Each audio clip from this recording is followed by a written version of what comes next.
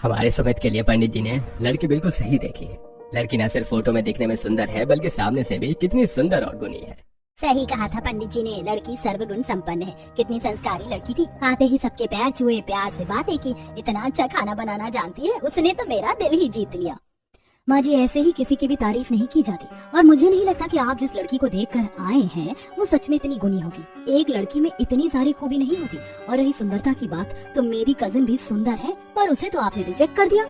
तुम पहले से यहाँ पर हो, तुम्हारी बहन भी आ जाती और कल को तुम्हारे बीच कुछ अनबन हो जाती तो तुम्हारा दोनों तरफ से रिश्ता जाता, समझी तुम। और मैं भी गया था माँ पापा के साथ। लड़की सच में बहुत अच्छी है। सही बोल रही हो भैया, मुझे भी अपनी होने वाली भाभी बहुत पसंद आई। भाभी अगर आप जाती ना तो आपको भी पक्का आपकी देवरानी काफी पसंद आती। आखिर इतनी भी क्या पसंद आ गई इन्हें वो लड़की, जो ये सब उसकी इतनी तारीफ कर रहे हैं। कोई बात नहीं, आने दो इस घर में। उसकी सच्चाई तो मैं सबके सामने ला कर ही रहूंगी, और सबको तब बताऊंगी कि घर के लिए वो लड़की नहीं, मेरी बहन ही सही थी। अपनी होने वाली देवरानी की तारीफ सुनकर नेहा का मुंह बन जाता है और वो खाना बनाने के लिए रसोई में जाती है। इसी तरह कुछ महीने बीत जाते हैं और बहुत जल्द कविता की शादी सुमित से हो जाती है। भाभी, आपको पता है इस दिन का हम कब से इंतजार कर रहे थे? अरे बस बस, अपनी भाभी को पकाती रहेगी या उसे उसके कमरे तक भी ले जाओगी? माँ जी अच्छे बनने का कितना ढोंग करती है। मुझे क्या, कुछ दिनों में मेरी प्यारी देवरानी को पता चल जाएगा कि उसकी सास कैसी है, और मेरी प्यारी सास को पता चल जाएगा कि मेरी फूल जैसी दिखने वाली देवरानी, जिसकी वो इतनी तारीफ कर रही थी, असल में वो तारीफ के लायक है कि नहीं।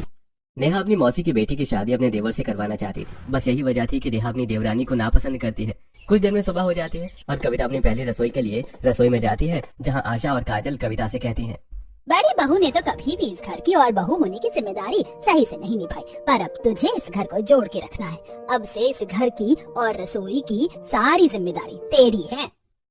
माँ जी, आप फिक्र मत कीजिए, मेरी तरफ से आपको कभी कोई शिकायत का मौका नहीं मिलेगा। माँ, अब बस भाभी से बातें करती रहोगी या उन्हें बताओगी कि वो अपनी पहली रसोई में क्या बनाए? मुझे बहुत भूख लग रही है और कॉलेज भी तो जाना है। तुझे तो हर वक्त भूख लगी रहती है। बहू, आज तेरी पहली रसोई है, तुझे अपने हिसाब से जो बनाना है बना ले। अच्छा, अब मैं चलती हूँ, जरा देखती हूँ तेरी जेठानी क्या कर रही है, क्योंकि उसकी तो सुबह ही 8 बजे होती है। इतना बोलकर आशा वहाँ से चली जाती है और कविता अपने हिसाब से सभी घर वालों के लिए पूड़ी, हलवा, पनीर, पुलाव, पराठे, छोले, कचौड़ी जैसे अलग अलग तरह के पकवान बनाती है। और जब पूरा परिवार एक साथ खाने को बैठता है तो, माँ, आज तुम्हारी सारी शिकायतें दूर हो गई। तुम्हारी छोटी बहू तो बहुत अच्छा खाना बनाती है। सही कहा दिवाकर तूने। अगर हम नेहा बहू की बहन को इस घर की बहू बना लेते तो आज हमारे नसीब में इतना अच्छा खाना ना होता है। आप सबको मेरे हाथों का खाना पसंद आया, मुझे बहुत अच्छा लग रहा है ना। मेरी बहू सिर्फ अच्छी और संस्कारी है, बल्कि उसके विचार भी कितने अच्छे। सीख ले बड़ी बहू कुछ अपनी देवरानी से। माँ जी, मैं इतना भी बुरा खाना नहीं बनाती हूँ, और भूलिए मत, जब मैंने अपनी पहली रसोई करी थी तो आप सबने उंगली चाट चाट के खाना खाया था, और मैं भी तो जरा देखूं खाकर अपनी देवरानी के हाथों का बना खाना कितना टेस्टी बनाया है उसने, जो आप सब इसकी तारीफ करते हुए नहीं थक रहे हैं। इतना बोलकर नेहा जैसे ही पहला निवाला खाते हैं उसके चेहरे पर खुशी आ जाती है और वो जल्दी जल्दी खाना खाने